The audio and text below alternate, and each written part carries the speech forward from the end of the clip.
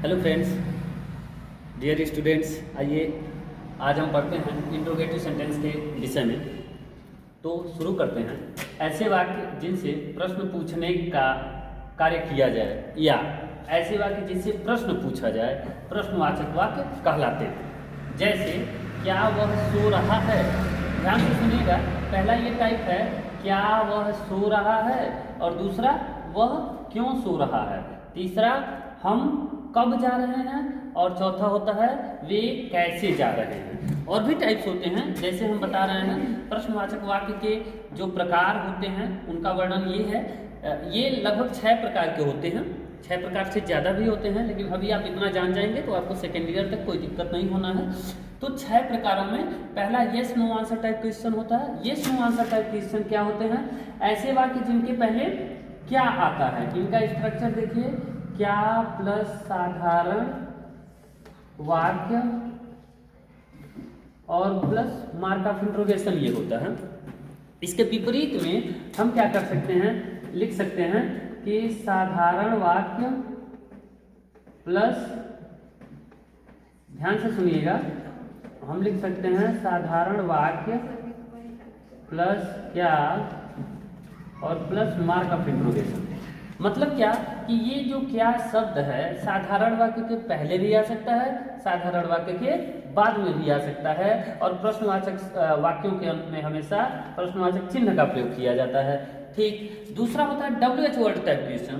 WH word type questions ऐसे प्रश्न होते हैं जिनके बीच में, मतलब साधारण वाक्यों के बीच में प्रश्नवाचक शब्द आते हैं, जैसे क्यों, कब, कैसे आदि आते हैं।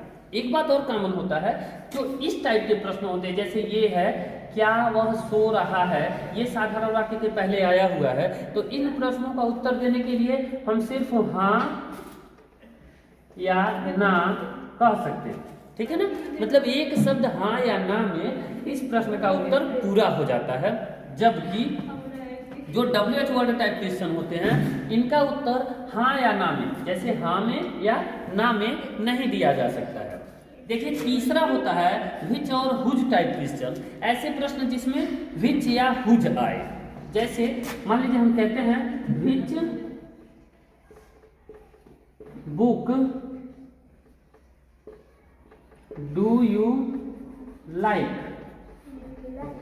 ध्यान से सुनिएगा, विच के साथ हमेशा नाउन का प्रयोग होता है। विच मतलब निर्जीव होता है, जिसका होता है, इसलिए यह इसमें जान नहीं होती। और अगर हुज है तो इसमें जान होती है। इस विच की जगह हम लिख सकते हैं whose book do you like. Whose book do you like. Which लगाएंगे तो होगा कौन सी किताब या कैसी किताब आप पसंद करते हैं, या किसकी किताब पसंद करते हैं। और हुज बुक का मतलब आप हुज मतलब किसका, कोई आदमी है उसका भी किताब। और ये विच बुक मतलब कौन सी किताब, मतलब कौन सी किताब, मतलब ये निर्जीव, इसमें सजीव नहीं दिखाया जाएगा। इसके बाद हाउ मेनी और हाउ मच टाइप क्वेश्चंस होते हैं। हाउ मेनी टाइप क्वेश्चन क्या होता है, ये इसको हम गिन सकते हैं और इसको हम गिन नहीं सकते हैं, यह ध्यान दीजिएगा। तो हम कह रहे हैं how many books you have, मतलब आपके पास कितनी किताबें हैं। हाउ मेनी मीन्स कितनी, तो कितनी का मतलब ये गिना जा सकता है, ये जितनी भी किताबें हैं उन्हें हम गिन सकते हैं। और दूसरा अगर हम कहें हाउ मच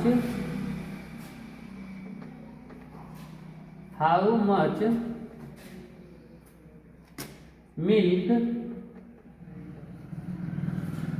इट इज,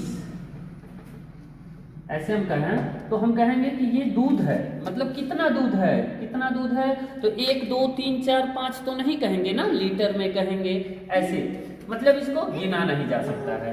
ध्यान से सुनिए। इसके बाद आता है हु टाइप क्वेश्चन। ये बहुत ही इंपॉर्टेंट होता है, क्योंकि जो हु होता है यह किसी भी वाक्य में 2 कार्य करता है। जैसे देखिए हमने कहा कौन रोता है, कौन रोता है, अर्थात हु वीप्स। अब ध्यान से सुनिएगा, ये जो हु होता है यहाँ पर दो कार्य कर रहा है। पहला एक सब्जेक्ट का कार्य कर रहा है और दूसरा ये इंट्रोगेटिव वर्ड का काम कर रहा है, ठीक है, जो कि प्रश्न पूछता है। लेकिन फिर भी इसको एज ए सब्जेक्ट ही हम वाक्य में यूज करते हैं और प्रश्नवाचक मार्क इसलिए लगाते हैं क्योंकि ये प्रश्नवाचक शब्द है। ओके, अब देखिए क्वेश्चन टैग क्या होते हैं। क्वेश्चन टैग जब भी हम कोई साधारण वाक्य बोलते हैं, जैसे हम बोलते हैं हम पढ़ते हैं, हम पढ़ते हैं, ऐसे हमने बोल दिया। फिर लास्ट में हमने क्या किया, टैग लगा दिया। टैग का मतलब होता है ना, है ना, हम पढ़ते हैं, है ना, है ना। मतलब ये होता है कि हम सोचते हैं कि हम जिससे भी ये कह रहे हैं हम पढ़ते हैं, है ना, तो हम ये सोचते हैं कि वो हमारे एक्सपेक्टेशंस के अनुसार वह उत्तर देगा, अर्थात इस वाक्य में वो हाँ कहेगा, ऐसा हम एक्सपेक्ट करते हैं।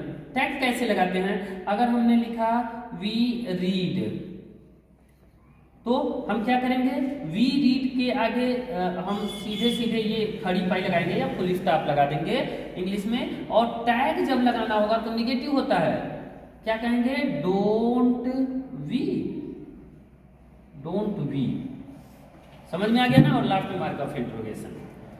ठीक है, अगर आपको ये वीडियो पसंद आया हो तो लाइक करें, सब्सक्राइब करें और शेयर करें। धन्यवाद।